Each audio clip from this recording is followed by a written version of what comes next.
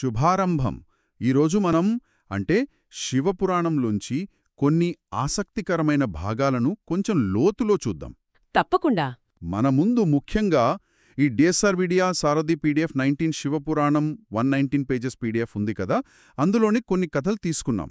ఆ మన ఉద్దేశమేంటంటే ఈ పాత కథల నుండి ముఖ్యంగా శివుడి లీలలు, ఇంకా ఈ మాయ అనే విషయం ఉంది కదా, అవును, మాయ చాలా క్లిష్టమైనది.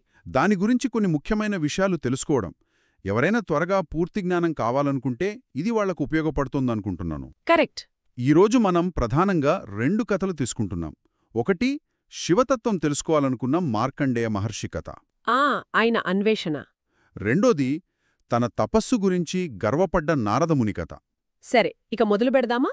అలాగే. అసలు పురాణాలు అంటే కేవలం కథలు కాదు కదా, అవి చాలా లోతైన ఫిలాసఫీని కలిగి ఉంటాయి. నిజమే. శివపురాణమునితే శైవులకు చాలా చాలా పవిత్రమైన గ్రంథం. అవును. ఇక్కడ ఆసక్తికరమైన విషయమేంటంటే ఈ కథలు మనకు ఏం చెబుతున్నాయి? జ్ఞానం కోసం వెతకడం, సరైన గురువుని వెతుక్కోవడం, భక్తి ఎంత శక్తివంతమైనది, గర్వం వల్ల ఏమవుతుంది, ఇంకా ఈ మాయ అంటే ఈ ప్రపంచం వెనుక ఉండే ఒక రకమైన భ్రాంతి లేదా దేవుడి శక్తి అనుకోవచ్చు. అది అంతటా ఎలా వ్యాపించి ఉందో, ఇలాంటి ఎన్నో విషయాలు శాశ్వతమైనవి వాటి గురించి చెబుతాయన్నమాట. మాయ అంటే భ్రమ మాత్రమే కాదా?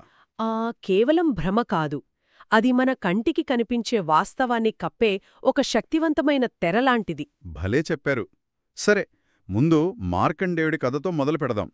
ఆయన కథ అంటే జ్ఞానం కోసం ఎంత ప్రయత్నించాలో చెబుతుంది కదా. అవును. పూర్వం చిరంజీవి అయిన మార్కండేయ మహర్షికి శివుడి గొప్పతనం, ఆ మహాత్యం గురించి పూర్తిగా తెలుసుకోవాలని ఒక తీవ్రమైన కోరిక, జిజ్ఞాస కలిగింది. చాలా ఉత్సాహంగా ఆయన ముందు సత్యలోకానికి వెళ్ళాడు. అంటే బ్రహ్మదేవుడి దగ్గరికి, సృష్టికర్త దగ్గరికి. అవును, ఆయనన్నడిగాడు. అయితే బ్రహ్మదేవుడు సృష్టికర్తే అయినా శివతత్వం గురించి అంతా తనకు తెలియదని ఒప్పుకున్నాడు. ఆశ్చర్యం. ఆయన మార్కండేయుడితో, నాయనా, శివతత్వం గురించి పూర్తిగా తెలిసింది శ్రీమహావిష్ణువుకే, నువ్వు వైకుంఠానికి వెళ్ళు అని చెప్పాడు. అంటే జ్ఞానానికి కూడా స్పెషలైజేషన్ ఉంటుందన్నమాట. ఒక రకంగా అంతే. ఒకరి పరిధిలోని జ్ఞానం వేరొకరికి పూర్తిగా తెలియకపోవచ్చు. మార్కండేయుడైనా నిరాశపడలేదు. బ్రహ్మ చెప్పినట్టు వైకుంఠానికి వెళ్ళాడు. అక్కడ విష్ణువును కలిశాడు. అవును, కలిసి తన కోరిక చెప్పాడు.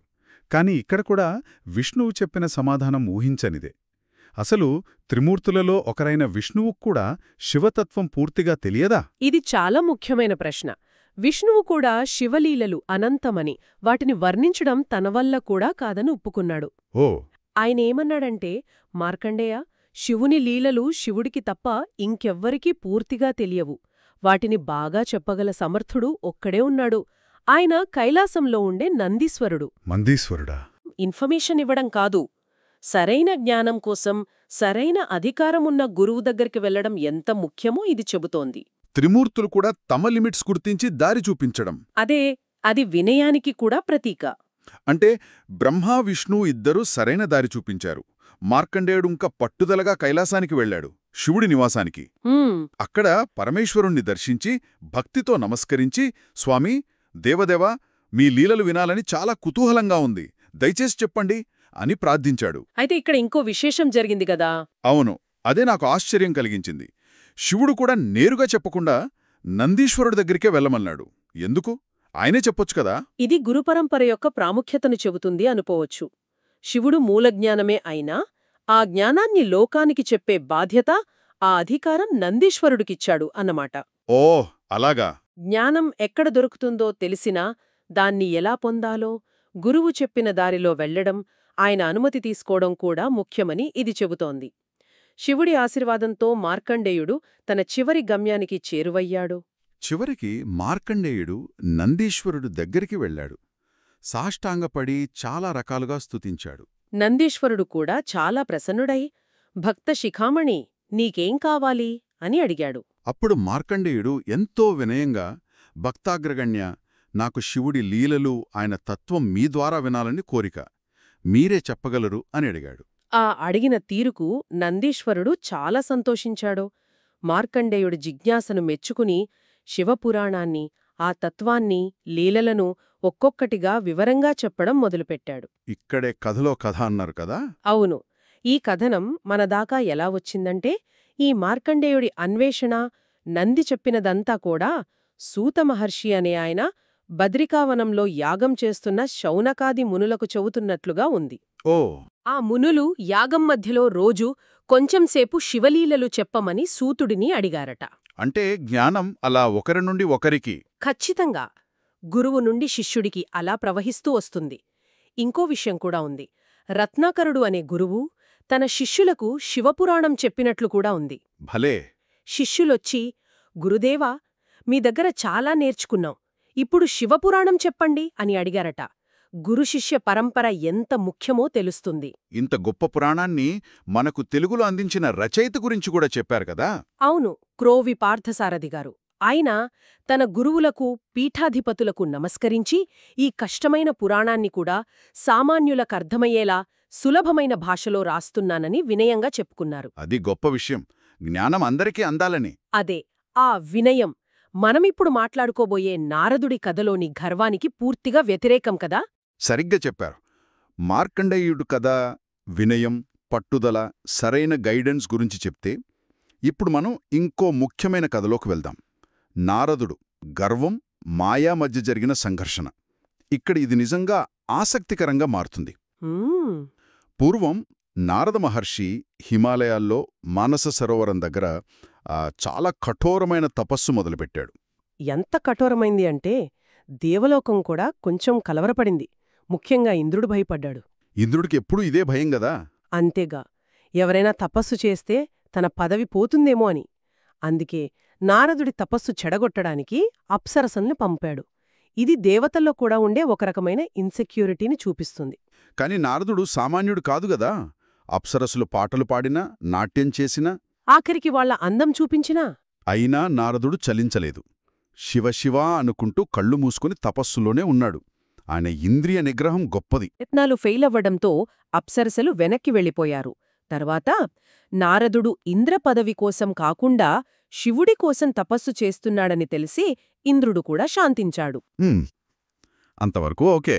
కాని ఇక్కడే అసలు కథ మొదలైంది అన్నారు. అవును, అప్సరసల ప్రలోభాలకు లొంగలేదని, తన ఇంద్రియాలను జయించానని నారదుడు చాలా సంతోషపడ్డాడు. కాని మూలంలో చెప్పినట్లు క్రమంగా ఆ సంతోషము గర్వముగా మారింది. గర్వంగా మారిందా? అవును. తను మాయను జయించేశానని, ఇంద్రియాలకు అతీతుడినయ్యానని గర్వపడ్డాడు. ఇక్కడే సమస్య వచ్చింది. విజయం సాధించడం మంచిదే, కాని ఆ విజయం పట్ల గర్వపడటం, అది మాయ యొక్క ఇంకో రూపమన్మాట. తెలీకుండానే వచ్చేస్తోంది. నిజమే, ఆ గర్వం ఆయనకు కనపడలేదు. తన గొప్పతనం అందరికీ చెప్పాలనుకున్నాడు. వెంటనే సత్యలోకానికి, బ్రహ్మ దగ్గరికి వెళ్ళాడు. తండ్రి దగ్గరికి. అవును, వెళ్ళి తను ఎలా తపస్సు చేశాడో, మన్మథుణ్ణి ఎలా జయించాడో, అప్సరసలను ఎలా తిప్పికొట్టాడో గర్వంగా చెప్పి, చూశారా తండ్రి, ఇదే కదా మాయ, దాన్ని నేను జయించాను అన్నాడు. కాని బ్రహ్మ రియాక్షన్ చూడాలి. ఏమీ మాట్లాడకుండా ఒక చిన్న నవ్వు నవ్వి ఊరుకున్నాడు. ఆ నవ్వులో హెచ్చరికుందేమో నారదుడు గమనించలేదు. అక్కడ్నించి నేరుగా కైలాసం వెళ్ళాడు. శివుడికి నమస్కరించి, దేవదేవా, మీ దయవల్లే నేను శివమాయను కూడా జయించాను అని గర్వంగా చెప్పాడు. అప్పుడు శివుడేమన్నాడు? శివుడు బ్రహ్మలా కాకుండా కొంచెం క్లియర్గా వార్నింగ్ ఇచ్చాడు. నారదా, శివమాయను జయించానంటున్నావు సరే, కాని ఏమో, ఎందుకైనా మంచిది జాగ్రత్తగా ఉండు. అయినా నారదుడికి అర్థం కాలేదా? కాలేదు. ఆ వార్నింగ్ను కూడా లైట్ తీసుకున్నాడు. తర్వాత వైకుంఠం వెళ్ళాడు. విష్ణువుకి నమస్కరించి తాను చేసిన గొప్ప పని గురించి, మాయను జయించడం గురించి చెప్పాడు. అప్పుడు విష్ణుమూర్తి బహుశా చివరి హెచ్చరికగా ఇంకా లోతైన విషయం చెప్పాడు. నారదా, జాగ్రత్తగా విను. బ్రహ్మ, విష్ణు, మహేశ్వరులైన మా ముగ్గురి శక్తికి మించిన శక్తి ఇంకొకటి ఉంది. అదే ఆది పరాశక్తి. అదే మహామాయ. మహామాయ? అవును. దాని అసలు రూపం తెలియక దాన్ని విష్ణుమాయ, శివమాయ అంటారు. నిజానికి ఆ మహామాయ ప్రభావానికి మేంకూడా లోబడే ఉంటాం. కాబట్టి మాయకు అతీతుడెవరూ లేరు. నువ్వు మాయను జయించానని గర్వపడుతున్నావు, కాని చాలా జాగ్రత్తగా ఉండు అని చాలా స్పష్టంగా చెప్పాడు. ముగ్గురు దేవుళ్ళు హెచ్చరించారు. అయినా నారదుడిలో గర్వం తగ్గలేదు. ఆ గర్వమే అతన్ని ప్రమాదంలోకి నెట్టింది. ఆ గర్వ ప్రభావం చూడండి. దేవతల మాటలు పట్టించుకోకుండా నారదుడు భూలోకంలో తిరుగుతున్నాడు. అలా వెళ్తూ కళ్యాణపురం అనే పట్టణాన్ని చూశాడు. హ్మ్, ఆ ఊరి రాజుకూతురు రమాదేవికి స్వయంవరమని విన్నాడు. రాజుగారి ఇంటికి వెళ్ళినప్పుడు చెలికత్తెలు ఆ రాకుమారిని తీసుకొచ్చారు. ఆమెను చూడగానే తపస్వి, విరాగి అయిన నారదుడు మనసు చలించింది. ఎంత విచిత్రమో చూడండి. ఇంద్రియాలను జయించానని గర్వపడ్డ వ్యక్తే ఇప్పుడు ఆమె అందానికి పడిపోయి ఆమెను పెళ్లి చేసుకోవాలని నిర్ణయించుకున్నాడు. మాయ అంటే ఇదేనేమో. ఏ నిదర్శనం. గర్వమనే చిన్న దారిలో వచ్చి మనిషి తెలివిని ఎలా కప్పేస్తుందో ఇది చూపిస్తుంది. కథలో ఇంకో ట్విస్టుంది. ఆ రాకుమారి రమాదేవి విష్ణువును తప్ప ఇంకెవరినీ పెళ్లి చేసుకోనని వ్రతం పట్టిందట. అవును, ఇది తెలిసి కూడా నారదుడు ఎందుకంత పట్టుపట్టాడు? గర్వమంత గుడ్డిదా? ఖచ్చితంగా. గర్వం, కోరిక అతని ఆలోచనను పూర్తిగా కప్పేశాయి. అతను తగ్గకపోగా తన కోరిక నెరవేర్చుకోవడానికి మళ్లీ వైకుంఠం వెళ్లాడు. మళ్ళీ విష్ణువు దగ్గరకా? అవును, వెళ్ళి ఆ స్వయంవరం గురించి, రాకుమారి అందం గురించి చెప్పి, స్వామీ, నాకు పెళ్లి చేసుకోవాలని ఉంది, కాని ఆమె నిన్ను తప్ప ఎవరినీ చేసుకోదు. కాబట్టి దయచేసి ఆమె నన్ను వరించేలా నీ అందమైన హరిరూపాన్ని నాకివ్వు అని అడిగాడు. విష్ణువేమన్నాడు? విష్ణువు నవ్వి నచ్చజెప్పాలని చూశాడు. నారదా, పెళ్లి అంటే మాయాబంధం. సంసారంలో పడకు, నువ్వు తపస్వివి, ఆలోచించు అని చెప్పాడు. కాని నారదుడు విన్నాడా? వినలేడు. పైగా, తాత, నేను సామాన్యుడిని కాదు, శివమాయ, విష్ణు మాయలనే జయించినవాడిని, నా గురించి భయపడకండి అని గర్వంగా అన్నాడు. ఓహో! ఇక చేసేదేమీ లేక విష్ణువు తథాస్తు అన్నాడు. అలాగే జరుగుగాక అని. ఇక నారదుడి ఆనందానికి అంతేలేదు. వరం దొరికింది, రాకుమారి తనదే అనుకున్నాడు. నేరుగా కళ్యాణపురం వెళ్ళాడు. ఊరంతా పండుగలా ఉంది. స్వయంవర మంటపం రాజులతో నిండిపోయింది. నారదుడు కూడా తనకు విష్ణువు ఇచ్చిన హరిరూపంతో చాలా దర్పంగా లోపలికి వెళ్ళాడు. తను ఇప్పుడు విష్ణువులా ఉన్నాడు కాబట్టి రాకుమారి తననే వరిస్తుందని గట్టి నమ్మకంతో కూర్చున్నాడు. ఇక్కరే కథ భలే నాటకీయంగా మారుతుంది. రాకుమారి పూలమాలతో సభలోకి వచ్చింది. అందర్నీ చూస్తూ వస్తోంది. నారదుడు దగ్గరకొచ్చింది. నారదుడు ఆశగా మెడవంచాడు.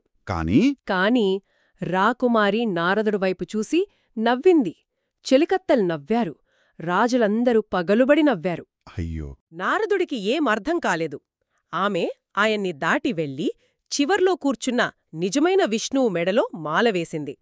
విష్ణువు ఆమెను తీసుకుని వైకుంఠం వెళ్ళిపోయాడు. అందరూ ఇంకా నవ్వుతూనే ఉన్నారా? అవును, నారదుడివైటే చూసి నవ్వుతున్నారు. ఆయనకు ఎందుకంత అవమానం జరుగుతుందో అర్థం కాలేదు. అప్పుడు రాజులేమన్నారు?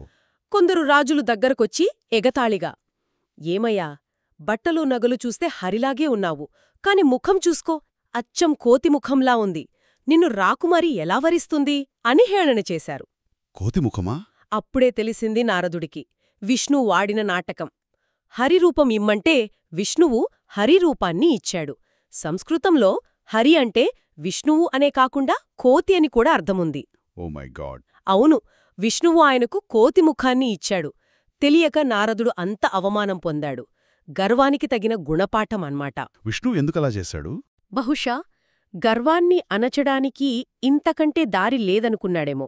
కోతిముఖం అంటే చంచలమైన మనసుకు, కోరికలకు ప్రతీక కావచ్చు. రూపం ముఖ్యం కాదని చెప్పడమేమో. ఈ అవమానంతో నారదుడికి తీవ్రమైన కోపం వచ్చింది కదా? అవును, విష్ణువు మీద కోపంతో, ఆవేశంతో శపించాడు. ఓ విష్ణుమూర్తి, నన్ను మోసం చేశావు, కోతి రూపాన్నిచ్చి అవమానించావు. దీనికి ఫలితంగా భార్య కోసం నేను ఎలా బాధపడ్డానో, నువ్వు కూడా నీ భార్య నుండి విడిపోయి కష్టాలు పడతావు. నాకు కోతిముఖం ఇచ్చావు కాబట్టి ఆ కోతులే నీకు కష్టకాలంలో సాయం చేస్తాయిగాక. రామాయణానికి నాంది పలికినట్టా? అప్పుడే విష్ణువు ప్రత్యక్షమై, నారదా, శాంతించు, ఇందులో మోసం లేదు. శివమాయ నిన్ను ఆవహించింది. హరి అంటే కోతి అని నీకు తెలియదా? నువ్వు అకారణంగా శపించావు. అయినా మునిశాపం వృధా కాదు, నీ శాపం ఫలిస్తుంది అన్నాడు. అంటే రామావతారం, సీతావియోగం, వానర సహాయం ఇవన్నీ ఈ శాపం వల్లేనా? అవును, ఒక సంఘటన, ఒక శాపం, ఒక వరం అన్నీ ఎలా కలిసి ఒక పెద్ద ప్లాన్లో భాగంగా ఉంటాయో చూడండి. నమ్మశక్యంగా లేదు ఈ కథ. నిజంగా గర్వం ఎంత ప్రమాదకరమో, మాయ ఎంత సూక్ష్మంగా పనిచేస్తుందో చెప్తుంది. అవును, ఇంద్రియాలను జయించాననే గర్వమే మాయ లోపలికి రావడానికి దారితీసింది. ఆ గర్వం వల్లే హెచ్చరికలు పట్టించుకోలేదు, కోరికలకు లొంగిపోయాడు, అవమానం పాలై శాపమిచ్చే స్థితికి వచ్చాడు. ఇది మనందరికీ ఒక హెచ్చరిక లాంటిది. అవును, ఎంత సాధన చేసినా వినయం లేకపోతే, గర్వానికి లోనైతే పతనం తప్పదని ఈ కథ చెబుతోంది. కాబట్టి మొత్తం మీద మనం ఏం నేర్చుకున్నాం? ఈరోజు మనం చూసిన ఈ 2 కథలు మార్కండేయుని అన్వేషణ, నారదుని గర్వభంగం చాలా ముఖ్యమైన పాఠాలు చెప్తున్నాయి. ఉమ్, మార్కండేయుడి కథ నిజమైన జ్ఞానం కోసం సరైన గైడెన్స్ ఎంత అవసరమో, ఆ దారిలో వినయం, పట్టుదల ఎంత ముఖ్యమో చెబుతుంది. సరిగ్గా చెప్పారు. ఎంత గొప్పవారైనా తెలియనివి ఉన్నాయని ఒప్పుకుని సరైన గురువును వెతకడం ముఖ్యం. అదే సమయంలో నారదుడి కథ అహం అంటే గర్వం ఎంత ప్రమాదకరమో, అది మన ఆలోచనను ఎలా దెబ్బతీస్తుందో తెలియజేస్తోంది. మాయశక్తి కూడా. అవును, మాయ ఎంత శక్తివంతమైనదో, ఎంత సూక్ష్మంగా పనిచేస్తుందో కూడా చెప్తోంది. గొప్ప మునులు కూడా గర్వపడితే మాయకు అతీతులు కాలేరని స్పష్టం చేస్తుంది. దేని నుంచి మనం నేర్చుకోవాల్సింది?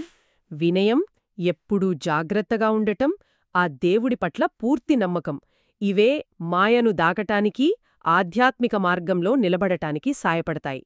మార్కండేయుడు వినయంతో జ్ఞానాన్ని అడిగాడు, నారదుడు గర్వంతో శక్తిని చూపించాలనుకున్నాడు. ఆ తేడానే వాళ్ల అనుభవాలను మార్చింది. ఈ పురాణ కథలు కేవలం పాత కథలు కాదు కదా? అస్సలు కాదు.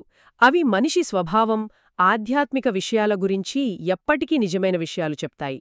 వినయం, జ్ఞానం కావాలనే కోరిక, గర్వం వల్ల వచ్చే నష్టాలు, మాయపట్ల జాగ్రత్త, ఇవన్నీ ఈరోజు కూడా మన జీవితాలకు వర్తిస్తాయి. అలాగే దేవుడి చర్యలు, వాటి ఫలితాలు, నారదుడు శాపం రామాయణానికి కారణం కావడం లాంటివి యాదృచ్ఛికం కాదని. అవును, అవన్నీ ఒక పెద్ద ప్లాన్లో, కర్మ సిద్ధాంతంలో భాగంగా ఎలా ముడిపడి ఉంటాయో కూడా ఈ కథలు సూచిస్తున్నాయి. మనల్ని ఆలోచింపజేస్తాయి. కరెక్ట్. పురాణాల ఉద్దేశం కూడా అదే కదా? అంతేగా. ముగింపుగా వినేవారి కోసం ఒక ఆలోచన. ఈ కథలు విన్నాక మన రోజువారీ జీవితంలో మాయ లేదా గర్వం యొక్క చాలా చిన్న చిన్న రూపాలను గుర్తించడం సాధ్యమేనా? మన నిర్ణయాలను, మన ప్రవర్తనను అవి మనకు తెలియకుండానే ఎంతవరకు ఎలా ప్రభావితం చేస్తున్నాయో ఒక్కసారి ఆగి ఆలోచించడం ఉపయోగకరంగా ఉంటుందేమో.